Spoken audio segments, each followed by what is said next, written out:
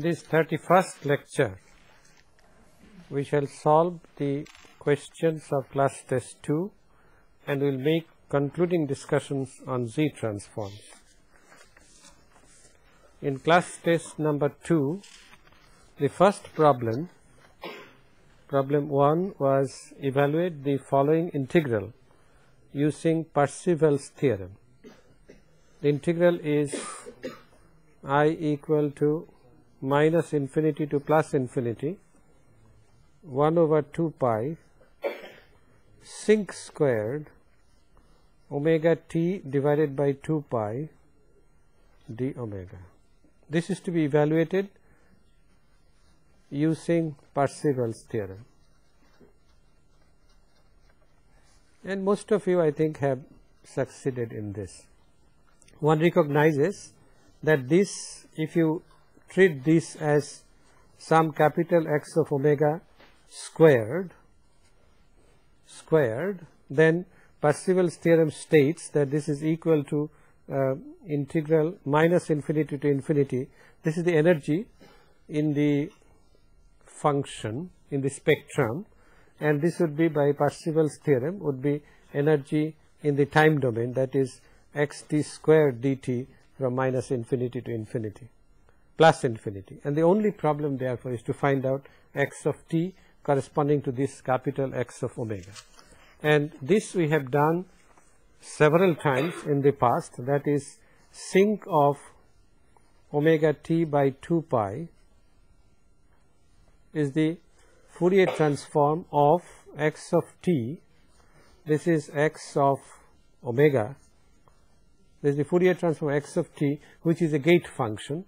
That is, it is 1 by t for mod t less than, not equal to, there is a discontinuity, mod t less than t by 2, and it is 0 otherwise. That is, it is this function minus t by 2 to plus t by 2, and the height is capital T, no, 1 by t. This was chosen to make the area under the curve unity, and you know when capital T tends to 0, this tends to a delta function. Alright, so x of t is this, and therefore capital I by Parseval's theorem should be minus infinity to plus infinity 1 by t squared, and if you put 1 by t squared, then naturally the integral limits have to be changed from minus t by 2 to plus t by 2, 1 by t squared dt, and this, as you can see, is simply equal to 1 by capital T. So that is the value of the integral. If you wanted to do it, if you wanted to evaluate this integral by ordinary integration methods, it would be much more difficult than what we have done.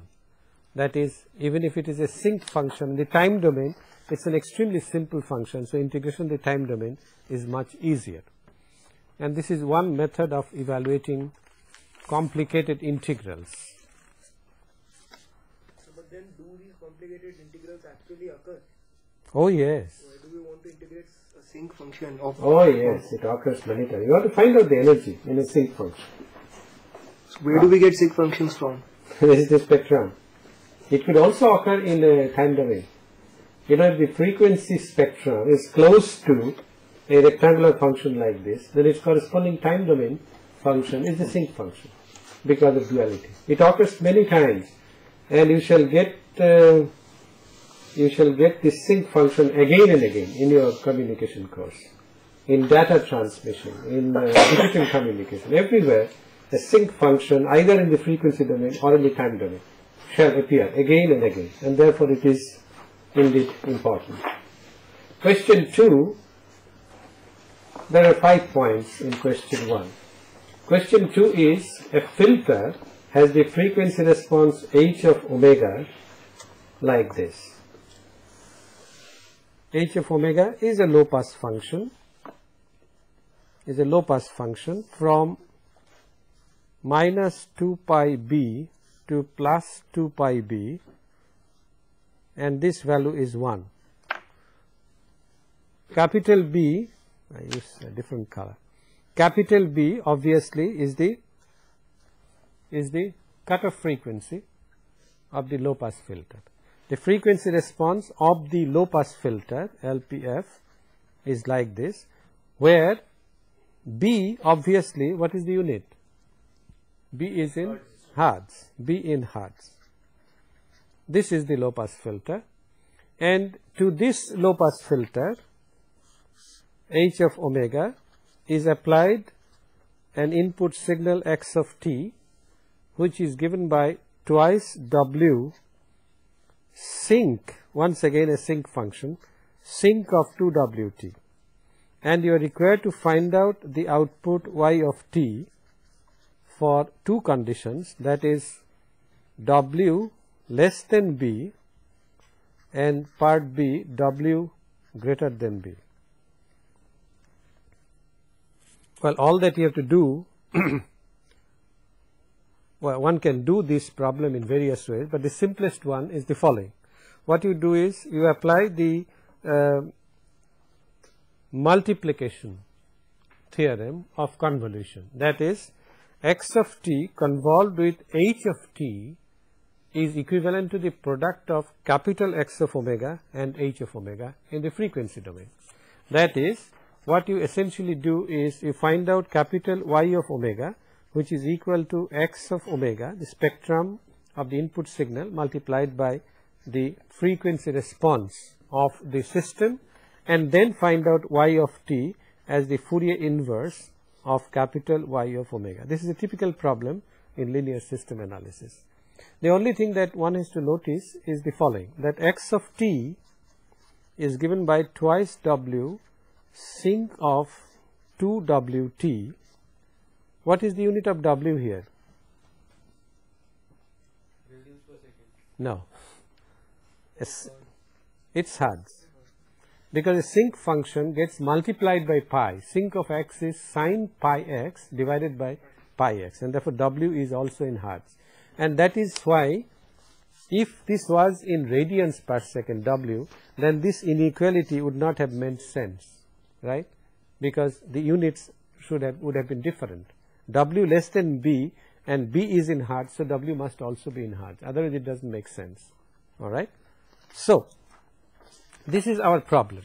And if you look at the function, this is a sinc function in the time domain, and therefore the frequency domain by duality, capital X of omega must be a gate function. That is, this gate function is capital X of omega is 1 if the frequency, well, W has been given in hertz.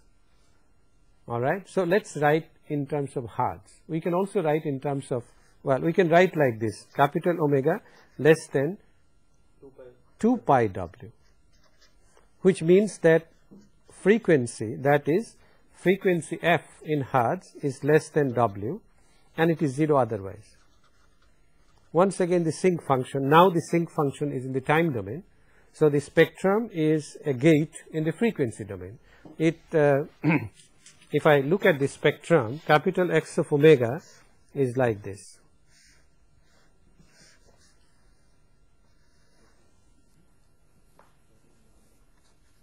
Capital X of omega. Now let me plot this versus frequency, all right, because I have to compare with capital H of omega, and no, I can do it versus omega also, there is no problem. 2 pi W, and this is minus 2 pi W, and this is unity. All right. Now I have to multiply this function by another gate function exactly like this, except that I am not drawing to scale. H of omega is also like this, except that this goes from minus 2 pi b to plus 2 pi b. And now you have to multiply the two and find out the Fourier inverse. Now if you multiply the two and you take the first case, that is W is less than B, then obviously Y of omega, which is equal to X of omega multiplied by H of omega, shall be simply equal to W is less than B. that's simply equal to x of omega, and therefore which means that y of t equal to x of t, which is equal to what is given, that is twice w sinc of 2wt. All right. On the other hand, if w is greater than b, then obviously h of omega takes over. H of omega becomes 0 before x of omega becomes 0, because w is greater than b, and therefore y of omega simply becomes equal to h of omega.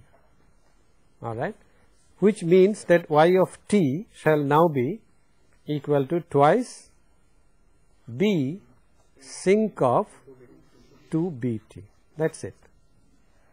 That's the answer to the question. This carried 6 points.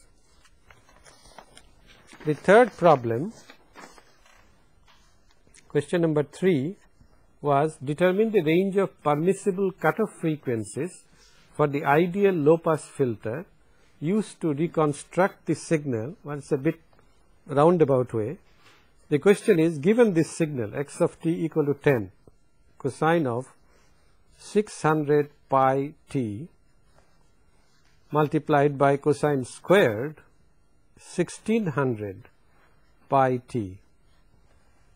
Well, what is the frequency of this signal, cosine? In radians it is 600 pi. 300 hertz. That means 0.3 kilohertz. Similarly, the frequency of this 1.6 kilohertz. No, 0.8 kilohertz. Okay. Now, given this signal, and then it says from its impulse sampled version, that is, you multiply this by the usual p of t, the impulse sampling, and the sampling being carried out at the rate of 4000 samples per second. So, the sampling frequency fs, which is equal to 1 by sampling interval, is given as 4000 unit hertz, 4000 hertz. Now, we have not yet found out the highest frequency, so we have to find out and we have to see. But the question, let me state it again, the question is that this signal x of t is sampled by the usual impulse delta t minus kt, where k goes from minus infinity to plus infinity. This is the usual impulse sampling, and after, well, impulse sampling is done with a value of capital T such that the sampling frequency is 4000. That means every second 4000 samples are taken. The point is, from the sampled version of the signal you have to recover, that is x, how did you denote the sampled version?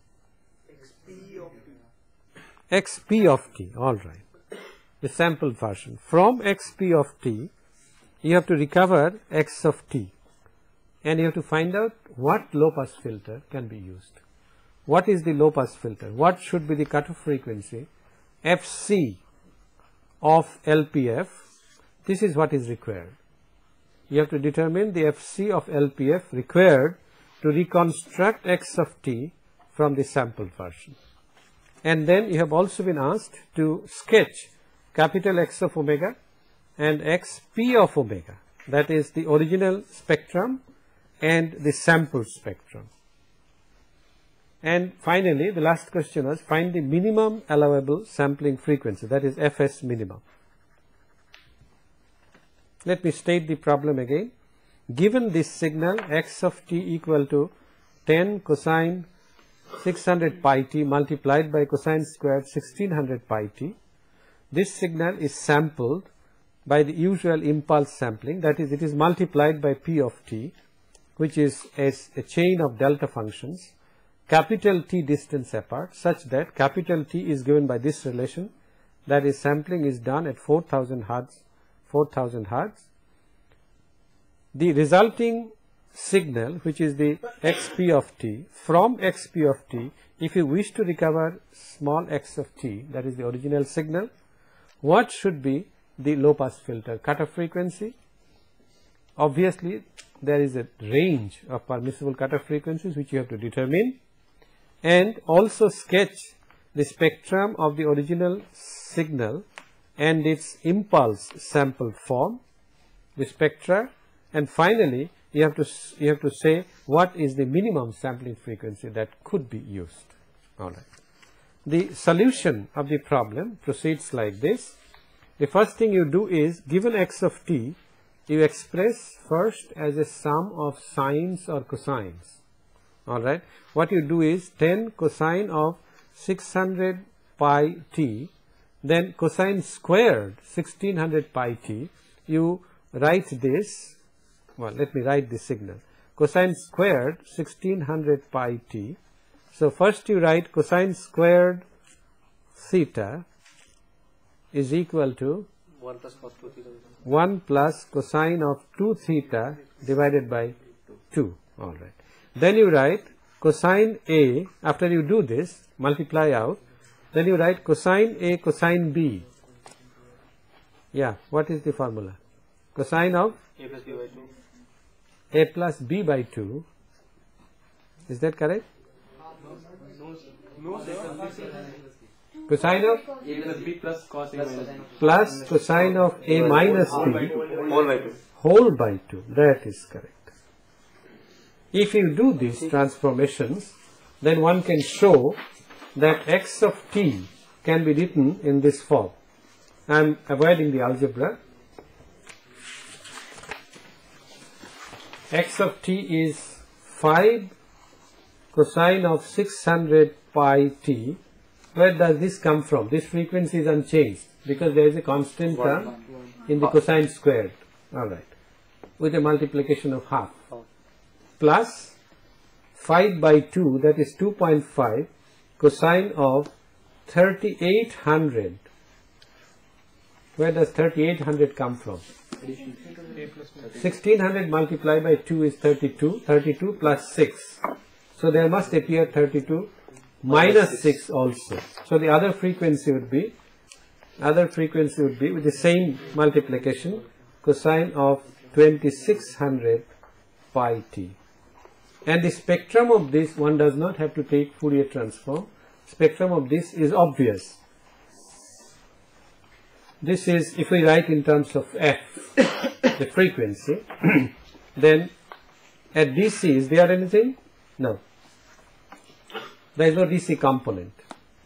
This is my capital X of omega. Now let's see where the components appear. One is at the frequency 0.3, all right, 0.3 kilohertz. There is an impulse strength 5 by 5 2. or 5 by 2. 5 by 2. That is 2.5. Similarly, at minus 0.3, there is an impulse. Minus 0.3, there is an impulse of the same strength.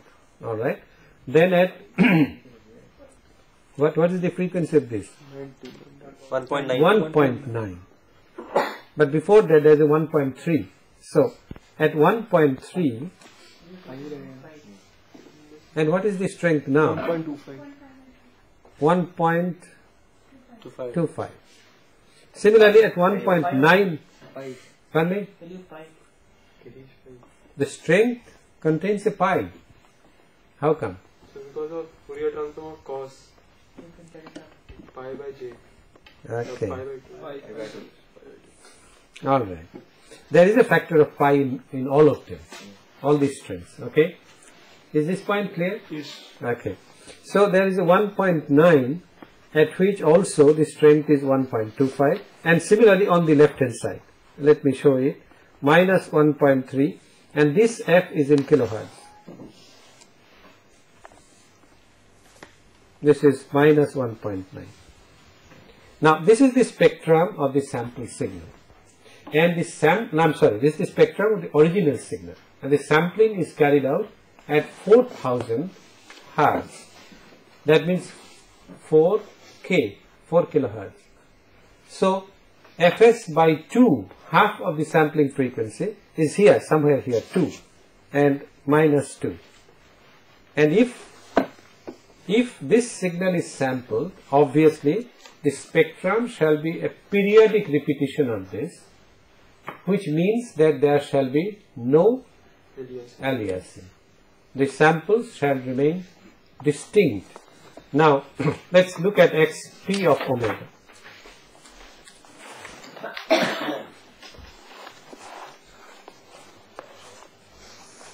In xp of omega, let's demarcate 2 and minus 2. Let's draw only the right hand side, alright, to keep life simple. We have at point 3, we have at 1.3, these are not to scale. Point 3, I better show a larger one. Okay, 1.3 and 1.9, not to scale. Then the repetition would be around 4. So if this is 4, then there shall be an impulse of strength 2.5 by pi or multiplied by pi? Multiplied by pi. Multiplied by pi. It will be cancelled. Alright. Where is the location? 4 minus 0.3. It will be this impulse which will come here. Minus 0.3. So that will be 1 at 3.7. Then 4 minus 1.3. So there will be 1 at 2.7. Alright, 2.7. And there will be 1 at 2.1. And it will be a periodic repetition of this, on this side as well as on this side. So this will be xp of omega versus f, once again in kilohertz. Alright. The point to note is that there is no aliasing, because the original sample, original signal can now be recovered if you use a low pass filter which cuts off anywhere between 1.9 and 2.1. It could be a 2 kilohertz, for example. The pass band could extend from 0 to 2 kilohertz. I could have something like this. It doesn't have to be exactly 2. I could have something like this. Okay, where this is 1 for simplicity, and this is h of omega that is needed to recover, and fc obviously has to lie between 1.9 and 2.1 kilohertz. This is what was meant by range of frequencies, range of cutoff frequencies for the low pass filter required to recover the signal. We can't put it exactly at 1.9. Agreed?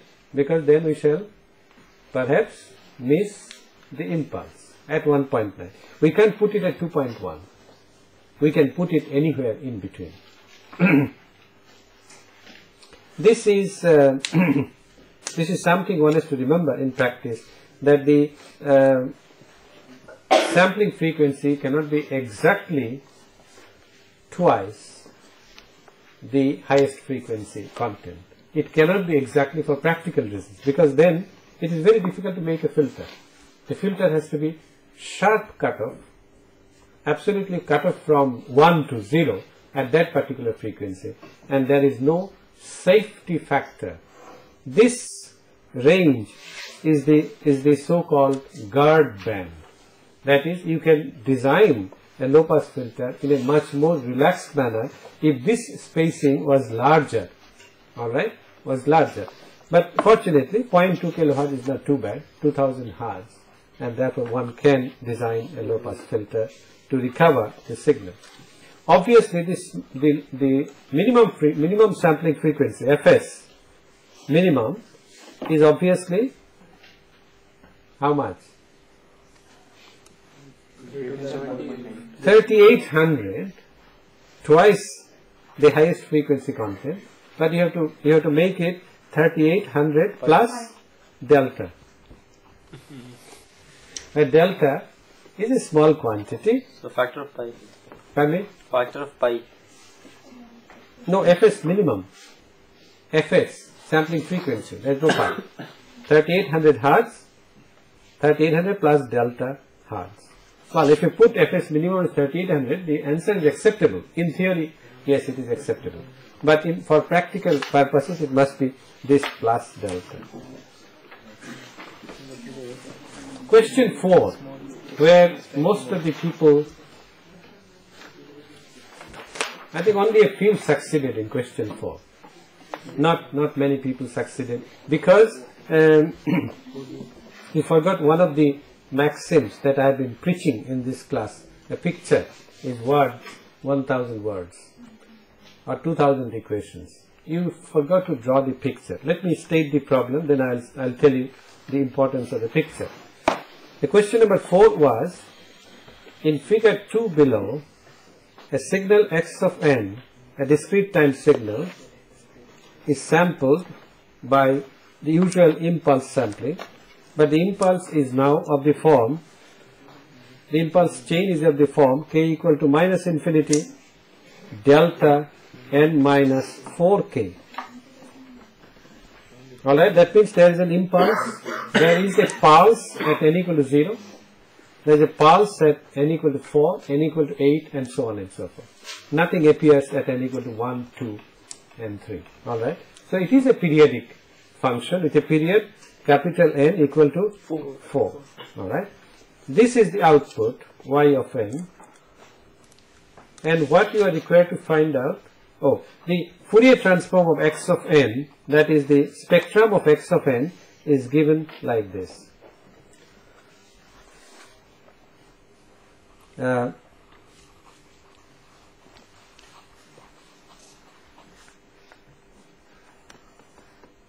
so on this side, and so on this side. It's a periodic repetition, and the value is 1 pi by 2 minus pi by 2. This is pi, then this is 2 pi, this is minus 2 pi, pi is somewhere here, minus pi is somewhere here, and so on. This is given as capital X of omega. Alright, so what we have done is we have impulse sampled a discrete time signal x of n by a chain of impulses which occurs at every fourth sample. In between there is nothing. The output is also a discrete time signal y of n, and what you are required to do is to find out capital Y of omega and the corresponding signal y of n. That was the question. Now, the solution of this problem, in fact, well, such a problem has been solved in the class. If you refer to pages 316 to 319 of Oppenheim, Minsky and Young, it has been solved. That is, we have shown, well, not exactly this problem, but we have shown that a sequence like this, k equal to minus infinity to plus infinity, delta of n minus k capital N, a general signal, has the Fourier transform dTFT, has the Fourier transform which is equal to summation 2 pi ak. We had come through the Fourier series ak, then delta of omega minus 2 pi k by n. Alright, these are the Fourier pairs.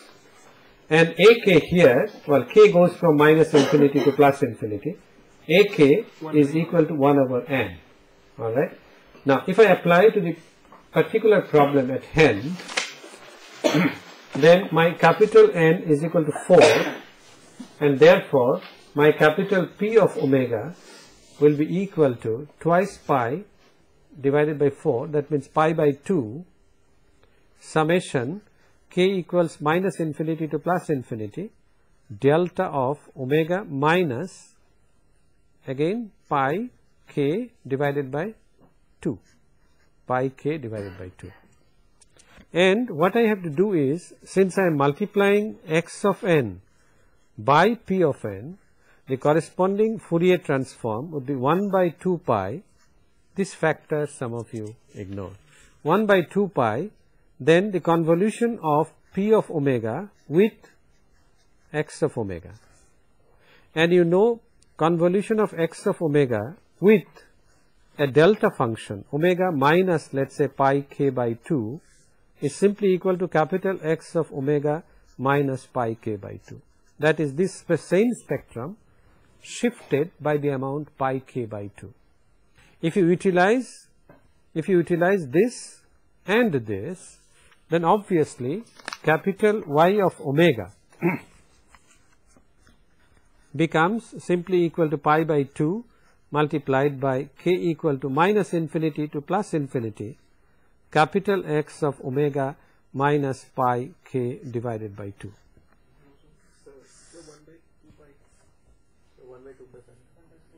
Oh, 1 by 2 pi factor. So this would be 1/4. This should be 1. From minus infinity to plus infinity, y omega will blow up. In xn to y omega, its Fourier transform is not it's a convolution over a period of 2 pi, not from minus infinity to plus infinity. Because its signal is periodic. Okay. What I have done here is, and then it repeats. And then it repeats. Yes. You see, you convolve over one period, then it repeats. I forgot about periodicity. What I did was I convolved term by term. It's an infinite summation, so every term I convolve. Alright? I could do it the other way around also. I could do it over one period and then extend. So, but then what is the guarantee that you'll get the same thing?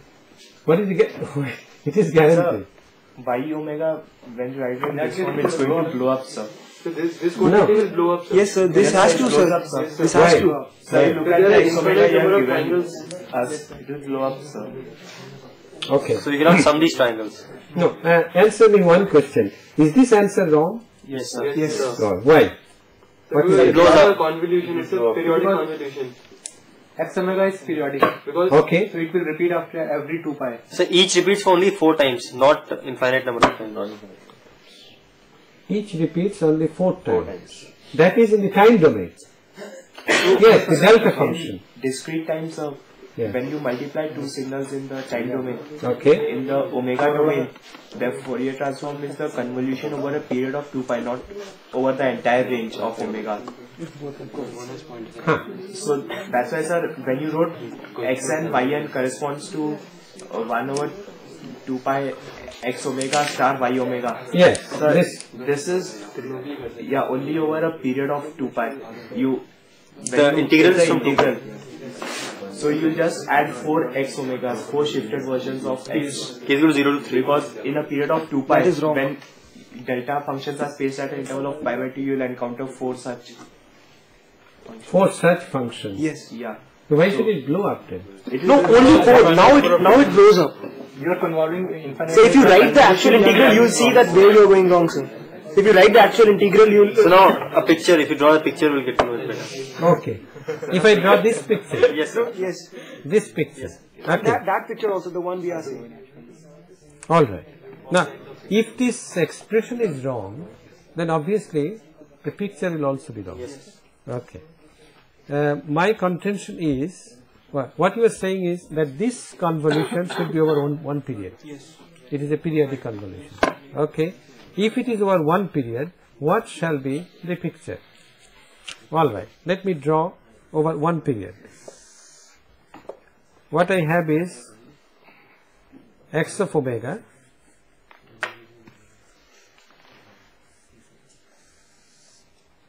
okay, one period means from minus pi to plus pi. Okay, so this is minus pi by 2, then this is pi by 2, and then at pi by 2 once again is another center for the triangular waveform, and therefore I shall have something like this, where this shall be pi, and similarly on this side this shall be minus pi. Alright, this is over one period. Now this pattern repeats. This pattern repeats, and obviously there is aliasing, because one triangle comes and jumps over the other, and therefore in the next period, where does it start? Pi by 2. From pi by 2, and therefore it goes like this, and it goes like this, and ad infinitum. Yes. So this is right, sir, but This is our. omega is equal to this is wrong. This is the result of 4 convolutions only. This is a result of periodic convolution. This is the result of periodic. Yes. convolution. But what Okay. you are writing is the of infinite Okay. I understand what you are saying. That is correct. Alright. So what should we put the limit 0 to there? 3. 0 K basically equal over n. to? Over n. Minus 2 to plus 2. Minus 2 to plus 1. Plus 1. Over a range of Over n. Over total n. of 4. Yeah. Not So, so minus 2 0 to to 2 1, will 0, have 1, 5. plus 1. Minus 2 to 2 will have 5. 0 to 3 or over n. yeah, okay. Minus 2 to 2 will be 5, yes. Alright. I still leave a question mark here. You think it over about the limits. Alright. Now, it is obvious that capital Y omega is a constant. It is obvious. Because of aliasing, capital Y omega is simply equal to 1/4. Which means that Y of n is equal to 1/4 delta. This is the answer. This is the correct answer. Capital Y omega. Now, many of you... So how does it come out to be a constant 1/4? Oh, this is obvious from here. You see, you add them up. At this point, for example, it's 1/4. And these are linear variations. So, you go like this, this also decreases by the same amount. And therefore, the sum always remains 1/4.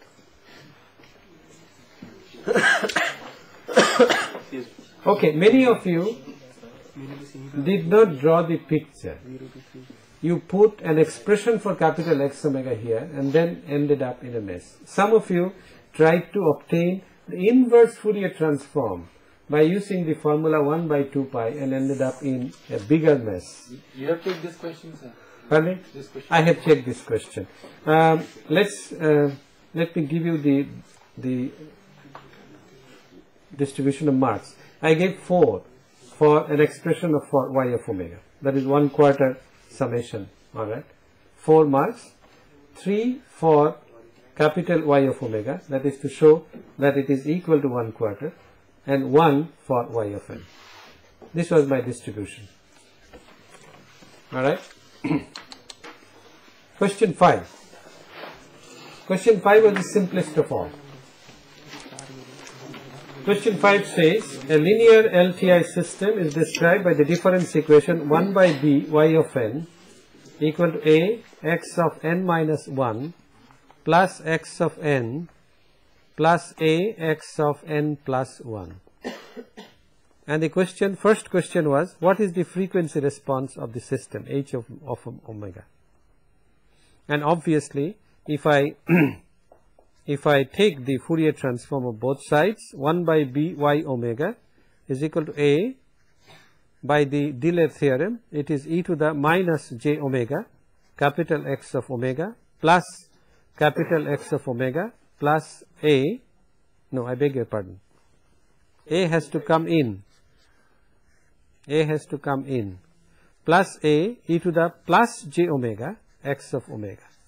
And therefore, h of omega, you can simplify this as b times 1, capital H of omega is y of omega divided by x of omega, b times 1 plus twice a cosine omega. This is the frequency response, and I assigned 2 points for this. Part B is DC response is specified as unity. Now, many of you, I understand, had a problem with this DC response, the term DC response. Well, DC is the usual sense. DC has 0 frequency, that is capital omega is equal to 0. Whether it is small omega or capital omega, 0 frequency corresponds to 0 frequency in both the digital and analog domain. And therefore, what is specified is h of 0 equal to 1. And therefore, B is equal to 1 over 1 plus 2a. And there was assigned 1 mark, I think, for this. This was 1 mark. Part C was for a equal to half, you are required to determine and sketch the magnitude and phase response. Well, a equal to half obviously leads to b equal to half. B is 1/1 plus 2a, and therefore capital H of omega is half 1 plus cosine omega. Many of you drew a plot of cosine omega, drew a plot of unity, added the 2, divided by 2, and so on. But why didn't you see that this is simply equal to cosine squared omega by 2? and the magnitude is cosine squared omega by 2. It cannot go negative, and the phase therefore is identically equal to 0, and therefore the plots shall be like this, or it is cosine omega by 2, cosine squared omega by 2 is simply a full rectified sine wave like this, but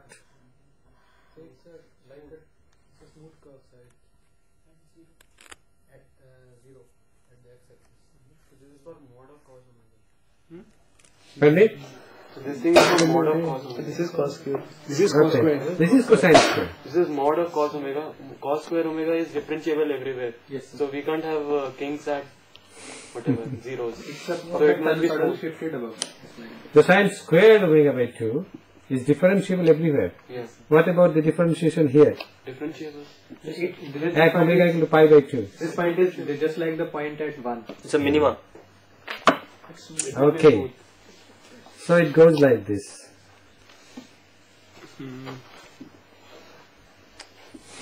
Why does that occur?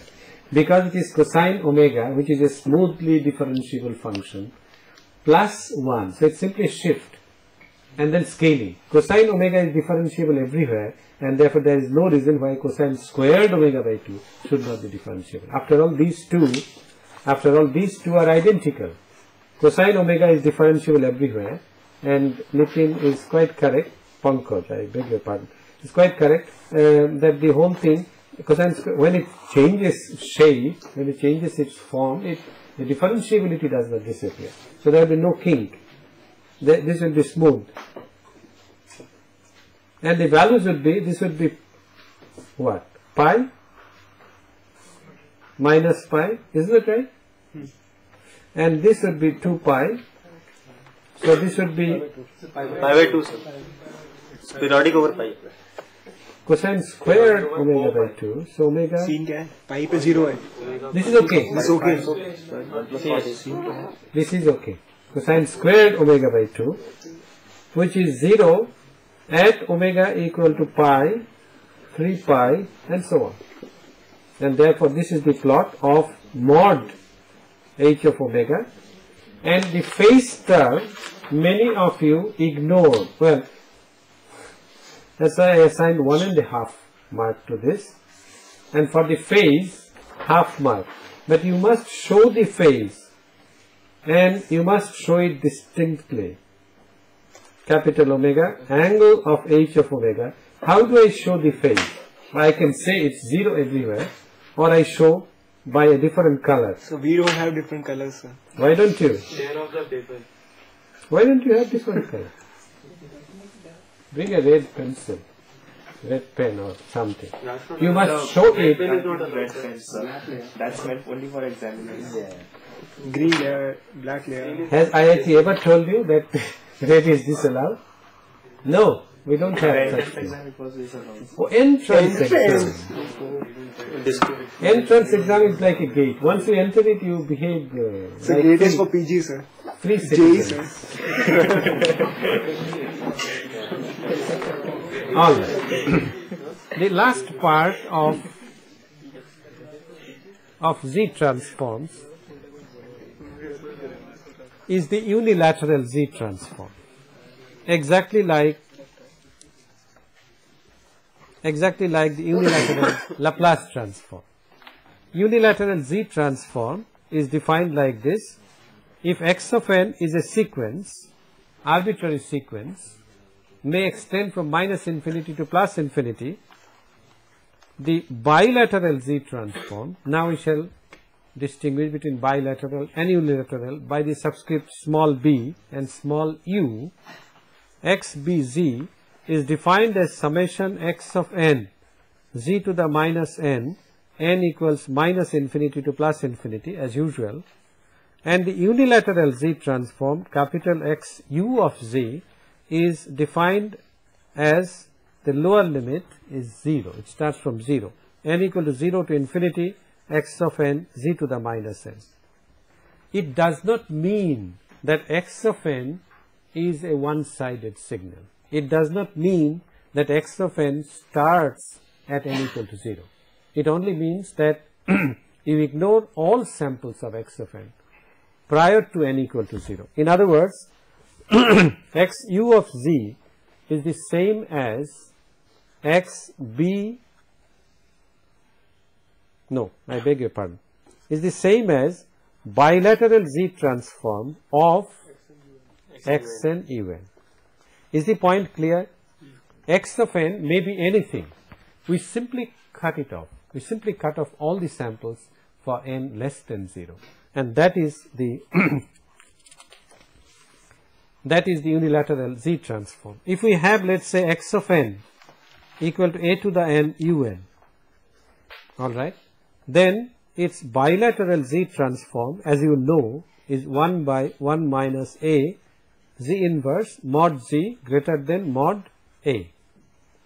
What is its unilateral Z transform? It's the same.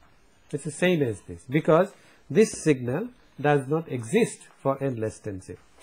But we can think of a signal which does exist before n equal to 0. For example, take x of n as a to the n plus 1 u of n plus 1. This signal starts at n equal to minus 1, and therefore if I take x b of z, the bilateral Z transform, what shall this be? You know, a to the n. Z by 1 minus a. That's right. It would be simply an advance by one sample. Z by 1 minus a Z inverse with mod Z greater than mod a. You understand how we got this? A to the n un is 1 by 1 minus a Z inverse. So you change n to n plus 1, then you have to multiply by Z. If you have changed n to n minus 1, Z inverse. then you have to multiply by Z inverse. Alright, so we get this. Now, if I find out unilateral Z transform, that would be, let's see what this becomes. N equal to 0 to infinity, a to the n plus 1, u n plus 1, Z to the minus n. Now, obviously, since un plus 1 starts at minus 1, the value between n equal to 0 and infinity is simply 1, right? Of un plus 1, the value is 1 between n equal to 0 to infinity, so I could as well replace this by 1.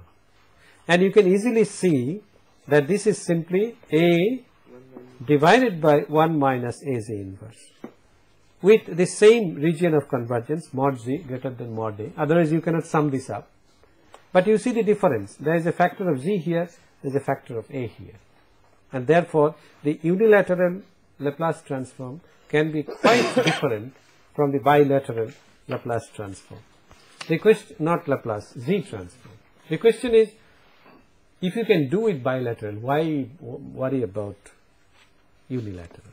Well, unilateral Z transforms are useful in solving difference equations with initial conditions. And we shall take a couple of examples to illustrate this. The first example that we take is, well, before we take an example, we have to see a couple of differences between unilateral and bilateral. You know that if y of n is x of n minus 1, then capital Y b of z is simply Z inverse capital X b of z. Alright? This you know, delayed by one sample. On the other hand, the unilateral Laplace transform, unilateral Z transform is not given by simply this formula. There is added to it an x of minus 1, x u of z. This is one of the differences, and this is what is useful in solving difference equations. To show this, let's consider y of n equal to x of n minus 1, and we have capital YZ equal to n equals 0 to infinity capital X of n minus 1 Z to the minus n. I can write this as x of minus 1 plus, okay, n equal to 0 corresponds to x of minus 1 plus n equal to 1 to infinity x of n minus 1 z to the minus n. And we play the usual trick, that is, we put n minus 1 equal to r, then this becomes, n becomes equal to r plus 1, and this limit changes from n equal to 1 to r equal to 0, and this obviously becomes z inverse times capital X u of z, and that's the proof. This is unilateral Laplace transform, y u of z. This is the difference one has to remember.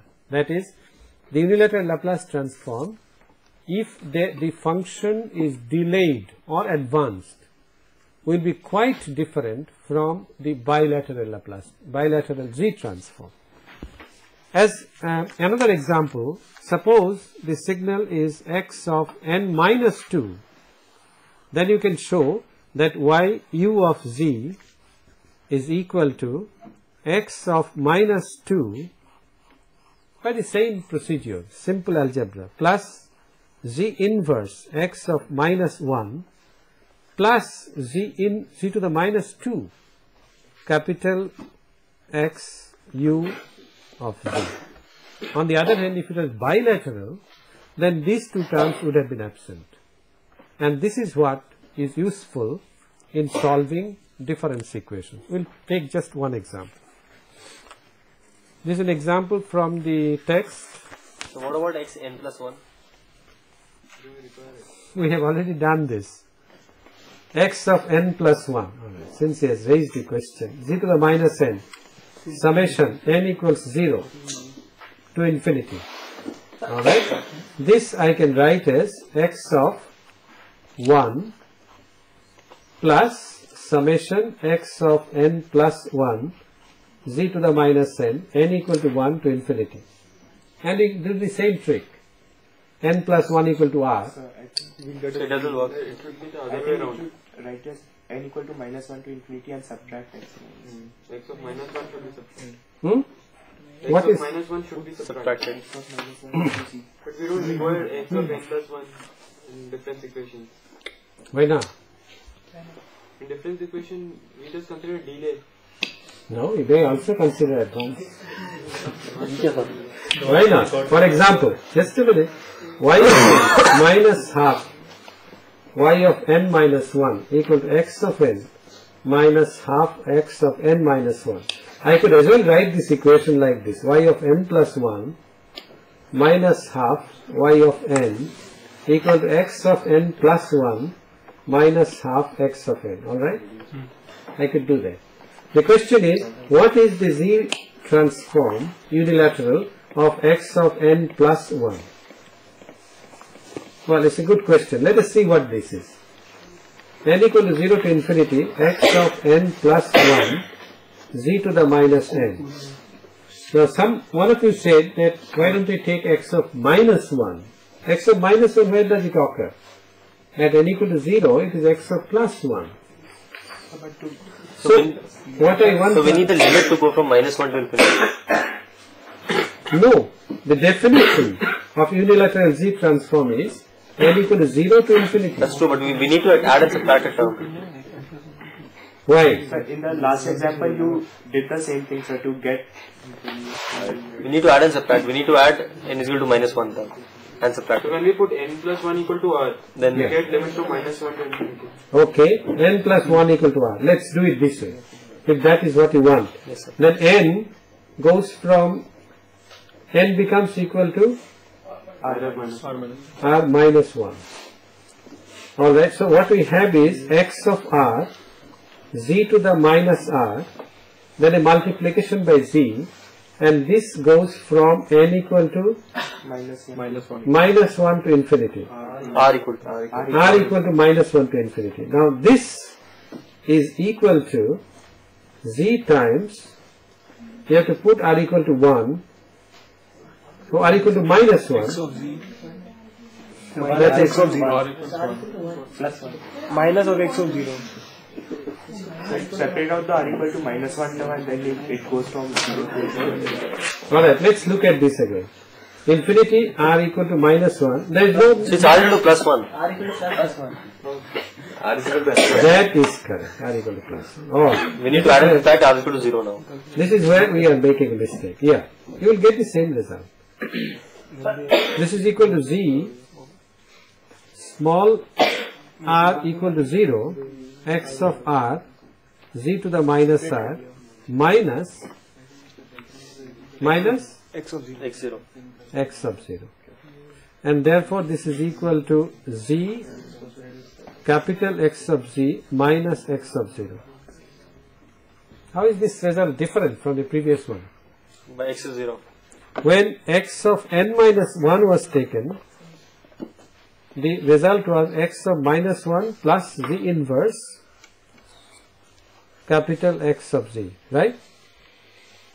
Now, when x of n plus 1 is taken, the result is x of Z times Z times. okay, it is quite different. Z times capital X sub Z minus x sub Z. Okay. So it does occur, Pankaj. N plus 1 occurs. But let me assure you, Any equation in form of x of n minus 1, so we don't require it. no, you can write it in this form. But I assure you, even if you solve this equation, you will get identical results. It is usual practice to take delayed samples rather than advanced samples. Why? Causality. Causality. Because physically, an advanced operator is not realizable. It's a delay operator which is realized. And therefore, one always goes back and converts an equation in terms of delayed samples.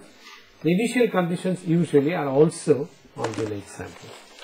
We shall next time work out one or two examples of Z transforms and start our discussion on random signals and systems.